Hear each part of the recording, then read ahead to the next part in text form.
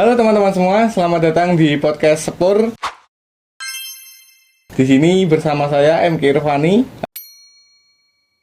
Di sini kita akan berbincang terkait seputar dunia organik. Mungkin teman-teman semua sudah mengetahui dunia organik saat ini sedang digandrungi oleh banyak masyarakat, terutama untuk kesehatan dan juga keberlanjutan. Mungkin nanti kita akan langsung berbincang-bincang terkait orang-orang berpengalaman di dunia organik yang memiliki produk sekaligus pengalaman di dalam ke dunia organik. Mungkin kita langsung saja berkenalan dengan tamu kita pada hari ini, pada Mas Yuda dan Mas Rudi. Selamat datang.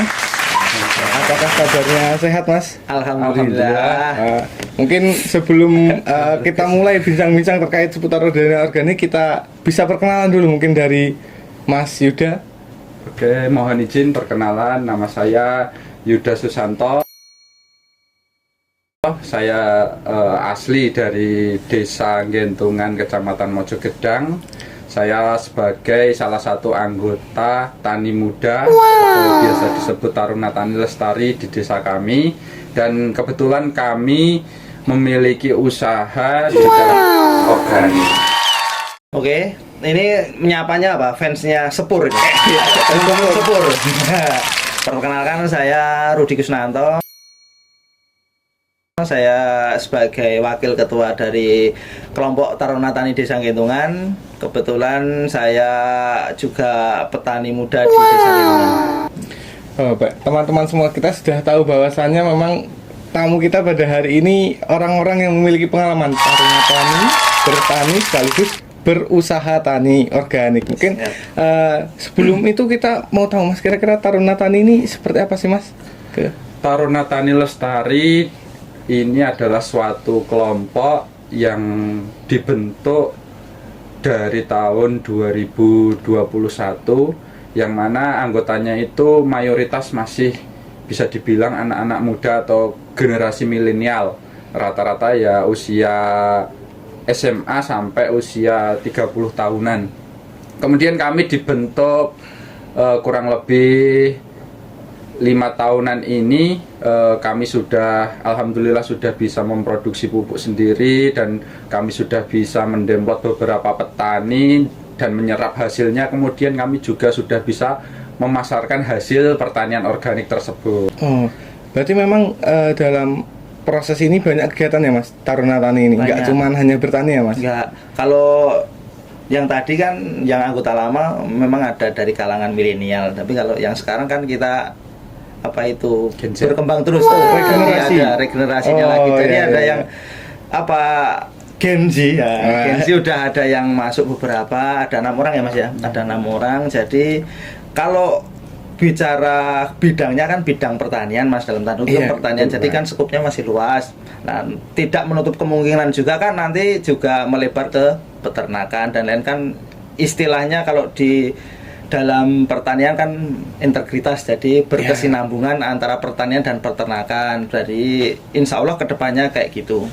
Berarti memang untuk kegiatannya nggak seperti menanam itu saja ya, Mas? Berarti Taruna ini ada kesinambungan antara mulai dari bertani secara langsung di lapangan hingga proses akhirnya ya ini pemasaran. Mungkin di sini kan dari Taruna Tani juga kan memiliki produk ya, Mas. Mungkin produknya ada beberapa, salah satunya ada di hadapan kita bersama. Ini adalah beras organik. Mungkin sebelum kita memasuki hal-hal yang lebih dalam lagi terkait pemasaran ataupun dunia organik ini, kira-kira kenapa, Mas, bisa tercetus produk beras organik ini? Jadi awalnya, dari awal mulanya itu kan dari petani di desa itu, mereka keluh kesah mereka itu susah pupuk. Kemudian setelah mereka panen susah pemasaran, bingung karena apa? Ketika musim panen itu kan semua panen, jadi di mana-mana udah stok banyak. Kemudian mereka bingung ini mau dijual kemana, mau dipasarkan kemana, dan akhirnya dari pemuda Taruna Tani Lestari mempunyai gagasan atau ide, kita buat gimana caranya tampilan produk kita, beras kita itu bisa menarik dan bisa dipasarkan langsung ke konsumen dan bisa jual ke seluruh Indonesia itu gimana caranya, dan akhirnya adalah ide-ide kita buat menarik dari kemasan, kemudian kita labeli, kita carikan izinnya, sertifikatnya, kita proses, kita usahakan, meskipun ya bisa dibilang tidak mudah ya Mas. Iya. Sekali. Kira-kira berapa lama Mas untuk menempuh sampai bisa rilis kira-kira nama produk dan juga izinnya? Kita prosesnya itu kurang lebih 4 tahunan. Bisa dibilang 4 tahunan lebih malahan.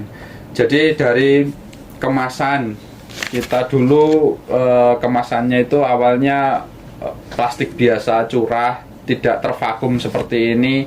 Ternyata kendalanya banyak, mudah berkutu, kemudian mudah expirednya lebih cepat. Tapi ketika kita cari inovasi terbaru, modern, kita googling, kita searching, kita konsultasi dengan teman-teman yang lain juga, akhirnya dikasihlah masukan, coba divakum, kedap udara, nanti insya Allah keawetan, ketahanan beras ini akan lebih lama, bahkan bisa diklaim nyampe 2 tahun pun. Berarti aman ya Mas dari kutu ya Mas? Dikonsumsi. Ini dari menurut Mas sendiri, terutama Mas Rudi, kira-kira bagaimana Mas bangsa pasar terkait organik mungkin dari awal perintisan hingga saat ini, kan udah berjalan 4 tahun ya Mas, dari awal hingga sekarang itu kira-kira gimana Mas dunia pasar beras organik terutama? Kalau pasarnya itu kan sekarang kan apalagi setelah pasca Covid ala hidupnya kan new normal toh Mas. Jadi kan orang-orang itu kayak berbondong-bondong pingin hidup Sehat. Apalagi yang anak-anak muda sekarang ada pemuda culture. Olahraga sore, pagi lari, makan makanan protein, kadar gula rendah dan lain-lain. Kan ini juga pemasarannya juga di e-commerce. Jadi kan mudah dijangkau oleh kalangan-kalangan muda yang sibuk, kan maksudnya yang dari luar kota kan masih bisa order. Jadi untuk pemasarannya kan kita sasar untuk yang orang yang hidup sehat, orang yang maksudnya bisa dikatakan orang yang peduli dengan kesehatan lah. Jadi kalau untuk pemasaran insya Allah mudah, dan gimana maksudnya ada pasar tersendiri, maksudnya emang ada kalangan-kalangannya untuk kalangan-kalangan sendiri gitu. Suka lah untuk beras. Berarti memang dalam dunia kondisi saat ini untuk terutama di beras organik ini menjadi tren baru ataupun peminatan baru ya dari masyarakat sendiri. Mungkin dalam pengalaman dari Mas juga untuk membuat minat masyarakat, kan mungkin kita mengikuti tren, tapi ada nggak Mas upaya-upaya yang dilakukan dari Taruna Tani itu sendiri untuk meningkatkan minat dari masyarakat terkait khususnya di pertanian organik ataupun beras organik ini? Kalau meningkat, maksudnya untuk menarik minat, menarik minatnya dari harga jual aja udah beda Mas. Jadi yang kalau di mitranya khususnya Taruna Tani itu kita diimplot, pupuknya kan kita juga produksi sendiri. Jadi istilahnya kalau orang Jawa itu yarnen Mas. Jadi pupuk kita subsidi, nanti hasil panen kita serap. Nah, jadi pas hasil panen kita serap sudah kita, maksudnya Mas ini pupuknya segini, inilah harga jualnya dari beras yang biasa pun udah berselisih. Maksudnya udah selisih harganya udah lumayan. Lebih tinggi lebih tinggi. Jadi kalau biaya operasional di petani kan juga rendah karena tidak pupuknya disubsidi. Pupuknya disuplai dari Taruna Tani, dan alhamdulillah tahun 2023 ya Mas ya, kita disubsidi dari pemerintahan Desa Gentungan khususnya. Jadi petani Desa Gentungan itu lebih murah, 17.000 per 30 kilo, kemasan 30 kilo untuk pupuknya. Jadi untuk masyarakat lebih gimana lebih enak lagi, maksudnya harga panennya bisa dijual, bisa laku mahal, tapi HPP-nya rendah. Itu terus senang petani kita bisa langsung nyerap gitu loh. Kadang kan ada petani nanti gimana Mas kita jualnya gimana. Jadi kita udah pokoknya terima, mau dijual beras oke, mau dijual padi oke.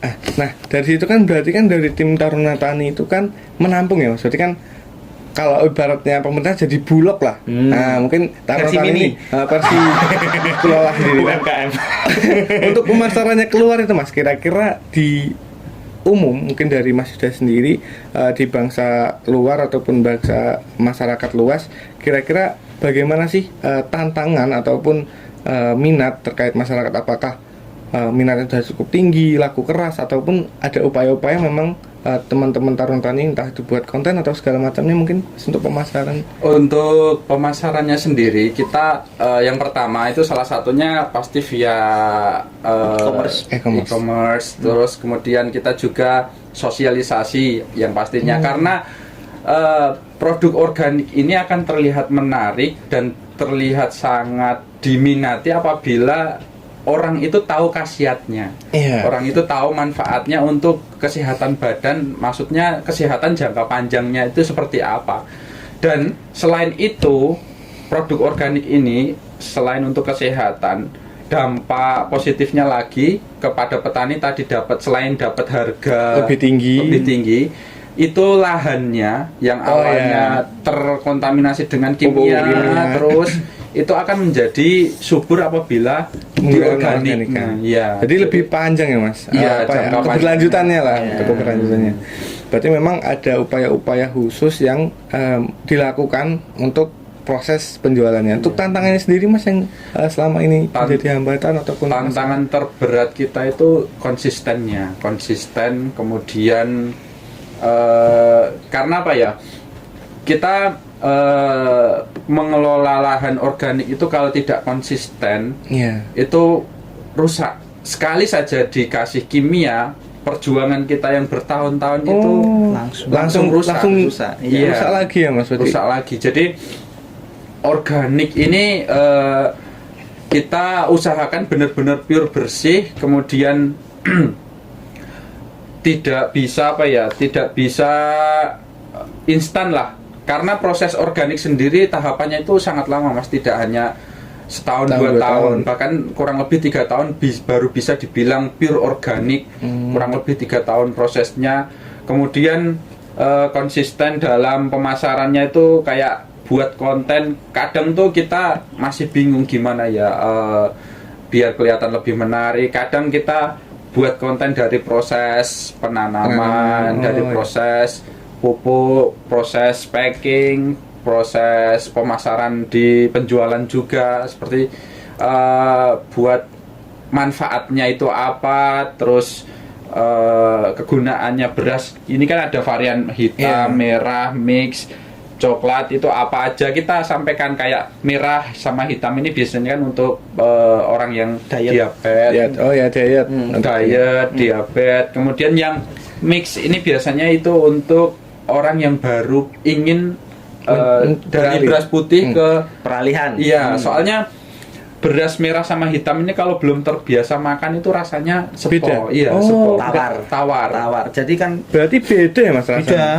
Agak kalau ya belum terbiasa, mungkin ya kalau orang Jawa bilangnya ya sepo, agak ngeletis gitu. Jadi kalau yang terbiasa makan nasi putih biasa pasti ya agak kaget. Jadi prosesnya itu pakai yang mix dulu. Jadi apa ya, masih rasanya kayak gini, terus lama kelamaan mungkin 1-2 bulan setelah pakai beras mix barulah ke beras merah sama hitam. Mungkin tidak terasa teman-teman semua, obrolan kita pada hari ini begitu seru dan menarik terkait seputar dunia organik di Sepur. Mari teman-teman semua kita bisa memanfaatkan potensi-potensi yang ada di Indonesia ini, terutama di pertanian, agar kita lebih sukses dan bisa berhasil bersama-sama. Mungkin sedikit pesan untuk para anak muda, jangan malu untuk bertani, jangan gengsi untuk bertanam, karena kita hidup itu butuh makan, bukan butuh gaya. Jadi jangan gengsi, jangan bergaya, kalau tidak makan itu kita mati. Iya, ini dari Mas Suci.